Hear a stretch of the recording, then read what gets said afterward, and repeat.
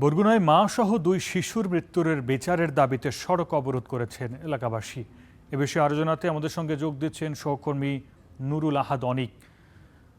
অনিক, গতকাল যে মারা গেছে, পুলিশের পক্ষ থেকে বলা হচ্ছিল তারা আত্মহত্যা করতে পারে।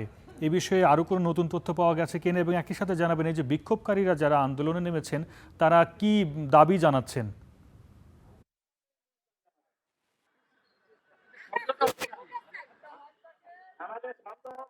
আপনাকে যদি জানাই, গতকাল বরগুনার যে জেলা পরিষদ ডাকবাংলো সেখানে এক নারী ও তার দুই সন্তানের মরদেহ উদ্ধার করা হয় এবং তারপর থেকেই কিন্তু এটি নিয়ে একটি রহস্যময় সৃষ্টি হয় এবং পরে কিন্তু জেলা পুলিশ গত রাত থেকে একটি সিসিটিভি ক্যামেরার ফুটেজ প্রকাশ করে, যেখানে অল্প একটু সময়ের মধ্যে দেখা যায় যে নারী এবং তার শিশু সন্তানকে রুমের মধ্যে প্রবেশ করতে। কিন্তু তারপর থেকে কিন্তু তার যে স্বজনরা রয়েছেন এবং যারা এলাকাবাসী রয়েছে তারা কিন্তু এই মৃত্যুটাকে বলছেন যে এটি হত্যা বা অন্য অন্য কোনো কিছু হতে পারে। এজন্য কিন্তু তারা সেই সকাল থেকেই এই ময়নাতদন্তর যে স্থান বরগুনা যে সদর হাসপাতাল সেখানে অবস্থান নিয়েছিলেন এবং সেখান থেকে তারা একটি বিক্ষোভ মিছিল নিয়ে বরগুনা শহরের মধ্যে যে প্রেস ক্লাব চত্বর আছে সেই প্রেস ক্লাব চত্বরে ইতিমধ্যেই এসে রাস্তা সড়ক অবরোধ করে কিন্তু তারা অবস্থান নিচ্ছেন এবং তারা বলছেন যে এই যে মৃত্যুর কারণ অনুসন্ধান করে দ্রুত এটি যেন তদন্ত করে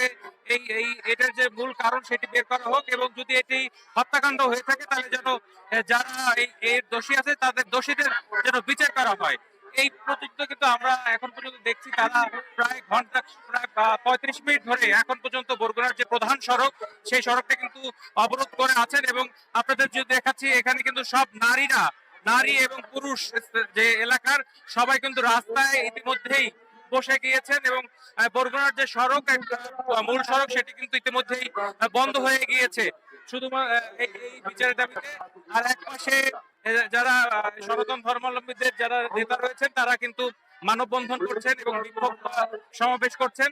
আমরা আসলে কথা বলেছিলাম যে যারা এই পরিবারের যে সদস্য যারা আছে তাদের সাথে, তারা কিন্তু বলছেন যে তাদের পারিবারিক কোনো কলহ ছিল না এবং পারিবারিক কোনো দ্বন্দ্ব ছিল না, যার জন্য এই যে পুলিশের পক্ষ থেকে বলা হয়েছিল যে এই যে আত্মহত্যার কথা বলা হয়েছিল সেই বিষয়টি কিন্তু তারা বলছেন বারবার যে তাদের পরিবার থেকে এমন কোনো ঘটনা ছিল না যার জন্য তিনি আত্মহত্যা করতে পারেন। তারা চাচ্ছেন সুষ্ঠু বিচারের এবং সুষ্ঠু তদন্ত সাপেক্ষে যেন এই ঘটনার তদন্ত করা হয়। এই ছিল আমার কাছে বরগুনা থেকে সবশেষ। আরিফ, ধন্যবাদ অনিক।